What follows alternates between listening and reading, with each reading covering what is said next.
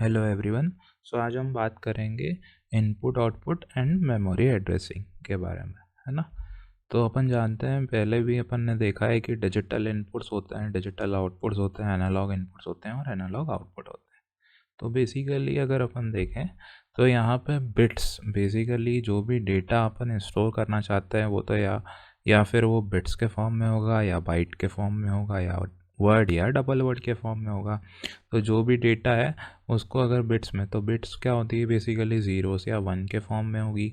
और combination of 8 bits, basically zeros और one के कॉम्बिनेशन से अगर मैं टोटल 8 बिट्स है मेरे पास, तो वो क्या कहलाएगा, एक बाइट कहलाएगा। सिमिलरली अगर आप बात करते हो वर्ड की, तो word basically combination of 2 bytes होता है, दैट मीन्स 16 बिट्स होती हैं। सिमिलरली डबल वर्ड की बात करें तो यहाँ पे टू वर्ड्स या 4 बाइट्स या 32 बिट्स कहलाता है ना। इसी के बाद अगर अपन बात करते हैं डेटा टाइप्स की, तो पीएलसी के अंदर अगर अपन बात करें तो मेजरली अपने को बूलियन और इंटीजर और फ्लोट डेटा टाइप्स के बारे में जानना चाहिए। तो यहाँ पे बूलियन का मतलब होता है ज़ीरोस या वन के फॉर्म में जो भी सिग्नल होगा, बेसिकली डिजिटल सिग्नल्स के लिए अपन इसको यूज़ करेंगे। सिमिलरली स्ट्रिंग्स कैरेक्टर होते हैं, और सिमिलरली इंटीजर की बात करें तो वो -इनफाइनाइट से लेके +इनफाइनाइट तक की कोई भी वैल्यू हो सकती है, कोई भी नॉन डेसिमल वैल्यू हो तो उसको अपन क्या बोलते हैं, इंटीजर कहते हैं। सिमिलरली अगर आप बात करते हो फ्लोटिंग की, तो जो भी डेसिमल पॉइंट की वैल्यूज़ होती हैं, डेसिमल वैल्यूज़ होती हैं, उनको अपन क्या बोलते हैं, फ्लोटिंग पॉइंट वैल्यूज़ बोलते हैं। और integer and floating point addressings for analog signal, तो बेसिकली जो इंटीजर और फ्लोटिंग पॉइंट की एड्रेसिंग है वो अपन एनालॉग सिग्नल्स के लिए यूज़ करेंगे। तो यहाँ पे देखते हैं कि एड्रेसिंग कितने टाइप की होती है। तो अगर आप देखोगे तो यहाँ पे मेरे पास 2 टाइप की एड्रेसिंग है।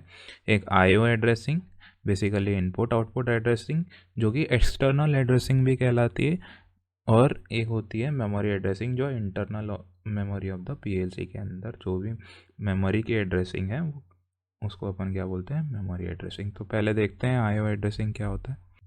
आईओ एड्रेसिंग को समझने से पहले यहाँ पे अपन एक चीज़ देखते हैं, processor always understands machine language. तो प्रोसेसर क्या करता है, हमेशा ज़ीरोस या वन के फॉर्म में लैंग्वेज समझेगा, लेकिन मेरा सिग्नल तो कुछ भी हो सकता है। फॉर एग्जांपल अगर एनालॉग सिग्नल हुआ तो वहाँ पे मेरे पास जो सिग्नल आएगा उसको मुझे ज़ीरोस या वन के फॉर्म में कन्वर्ट करना पड़ेगा। तो वही चीज़ यहाँ पे अपन देखने वाले हैं। तो बेसिकली अगर मेरे पास 2 बिट्स हैं, तो 2 बिट्स है मतलब मैं यहाँ पे 2 to the power 2, that means 4, total मैं 4 वैल्यूज़ लिख सकता हूँ। अगर आप डिजिटल इलेक्ट्रॉनिक्स की बात करें तो यहाँ पे 0 0 मतलब 0 वैल्यू लिख सकता हूँ, 0 1 मतलब 1 हो जाएगा, 1 0 2 हो जाएगा। सिमिलरली 1 1 की बात करें तो वो क्या हो जाएगा, 3 हो जाएगा, है ना। तो ये बेसिकली टोटल कितने लिख सकता हूँ मैं, 0 से लेके 3 तक अगर मैं लिख रहा हूँ तो वो क्या कहलाएगा, मेरा अनसाइंड इंटीजर। मैं यहाँ पे अनसाइंड इंटीजर की बात कर रहा हूँ।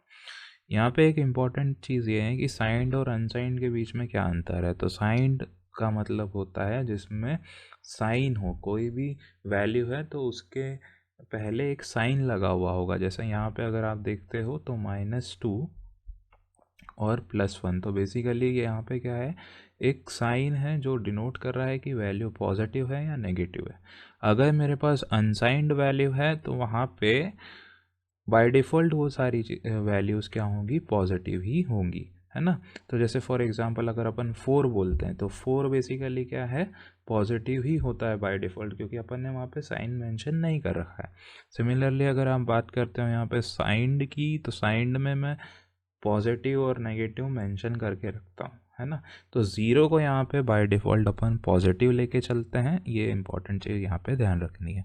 इसके बाद यहाँ पे अगर आप देखोगे तो बिट्स में 8 बिट्स अगर मैं लेता हूँ तो 8 बिट्स के कॉम्बिनेशन से मैं कितनी वैल्यूज़ लिख सकता हूँ। तो यहाँ पे कैलकुलेशन करते हैं, 2 to the power 8 मतलब 256। तो अनसाइंड की वैल्यू अगर अपन देखेंगे तो यहाँ पे 0 से लेके 255 तक मैं जा सकता हूँ, है ना। अनसाइंड मतलब क्या हो गया, again all the positive values including zero, तो ज़ीरो को भी इंक्लूड करा है। टोटल ज़ीरो से लेके 255, ज़ीरो भी एक वैल्यू हो गई और 255 तक मैं जा रहा हूँ, तो टोटल अगेन 256 वैल्यू हो गई। सिमिलरली साइंड की बात करते हैं आप, तो साइंड में दोनों हाफ हाफ डिवाइड हो जाएंगे। जैसे कि यहाँ पे भी देखोगे तो ये हाफ हाफ डिवाइड हुआ था, -2 से लेके +1 तक मैं जा रहा था। -2 -1 that means 2 values for negative, और बाकी जो 0 से लेके 1 है, 0 और 1 क्या हो गई, पॉजिटिव हो गई। सिमिलरली यहाँ पे भी बात करोगे तो -128 इज़ 128 नेगेटिव वैल्यू, और 0 + 127 टोटल मेरे पास again 128 positive value. So 128 negative and 128 positive, that means again total is how much, 256. Similarly 2 to the power 16 मतलब मेरे पास 16 बिट्स का डेटा है, तो उसको मैं रिप्रेजेंट कैसे करूँगा इन केस ऑफ अनसाइंड, 0 से लेके 65535 तक, क्योंकि मेरे पास 2 to the power 16 कितना होता है, 65536 होता है। सिमिलरली अगर मैं साइंड की बात करता हूँ, तो यहाँ पे साइंड का मतलब यहाँ पे ये हो जाएगा -32768 से लेके +32767 तक। सिमिलरली अगर अपन बात करें बिट्स की, तो यहाँ पे 32 बिट्स की अगर अपन बात करते हैं, तो 2 to the power 32 is how much, 4294967296। Unsigned की बात करोगे तो यहाँ पे 0 से लेके 4294967295 तक जाऊँगा मैं यहाँ पे। और साइंड की बात करते हैं, तो साइंड के केस में -2147483648 से लेके +2147483647 तक मैं जा सकता हूँ, है ना। तो इस तरीके से ये क्या होता है कि एनालॉग सिग्नल जब भी आता है तो उसको इस तरीके से मुझे पीएलसी के अंदर भी जब मैं प्रोग्रामिंग करता हूँ इन सारी वैल्यूज़ का यूज़ करना होता है ना। तो अपन देखेंगे किस तरीके से इन सब चीज़ों का यूज़ आएगा उसमें।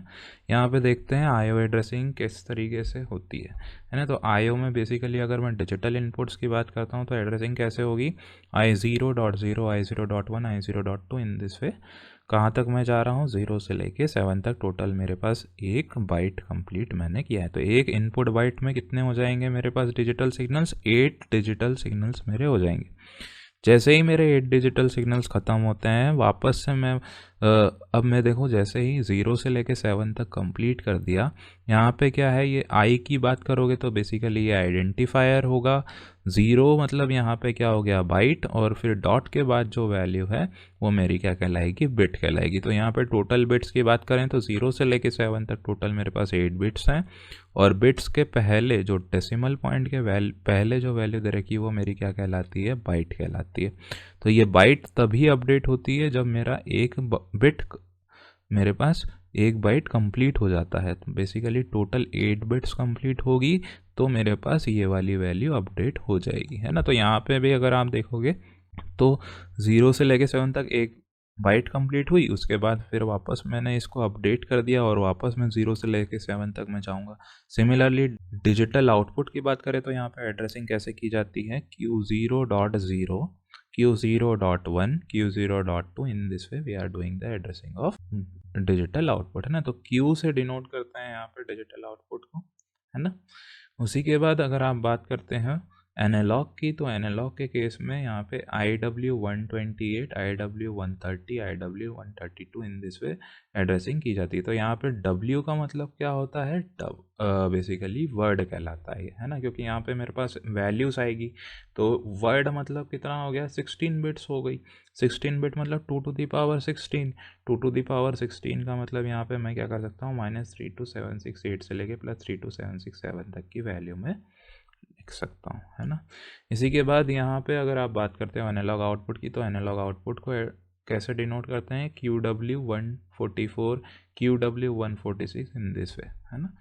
तो यहाँ पे देखेंगे अपन की 128 के बाद 130 ही क्यों आया, है ना। ये भी चीज़ें देखनी है अपने को किस तरीके से, ये एक इम्पॉर्टेंट चीज़ है ना। अगेन यहाँ पे अपन देखते हैं जैसे इनपुट आईओ एड्रेसिंग में, तो डिजिटल इनपुट्स की एड्रेसिंग I0.0 I0.1 I0.7 तक मैं गया।